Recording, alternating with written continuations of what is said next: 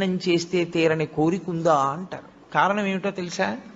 బిడ్డలు పుట్టాలన్న కోరిక దగ్గర నుంచి సమస్త కోర్కెలు శివాలయంలోనే తీరుతాయి. కాబట్టి ఇప్పుడు పశ్చిమాన్ని చూసేటటువంటి ముఖం సద్యోజాత ముఖం. అటు తిరిగి అంటే పశ్చిమానికి వెళ్ళినప్పుడు తూర్పుకి తిరగాలి. తూర్పుకి తిరిగి ఓం సద్యోజాత ముఖాయ నమః అనాలి. సద్యోజాత ముఖమే అత్యంత శక్తివంతమైనటువంటి ముఖం. ఇప్పుడు సద్యోజాతాన్ని దాటి మళ్ళీ వెనక్కి వెళ్ళడం ప్రదక్షిణ విధి పక్కన పెట్టండి. మీరు అది దాటితే ఉత్తర దిక్కుకు వస్తారు. ఉత్తర దిక్కుకు వచ్చినప్పుడు మళ్ళీ శివాలయం గోడకి ఎదురుగుండా నిలబడాలి. నిలబడి ఓం వామదేవాయ నమః అనాలి. వామదేవుడు అంటే ఎవరు అన్నది శివమహాపురాణం చెప్పింది. ఏమ్మా పిల్లని కాసేపు బయటికి తీసుకెళ్ళకూడదా?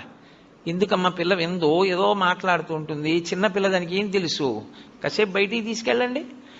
శివమహాపురాణం ఆ ఉత్తర దిక్కుని చూసేట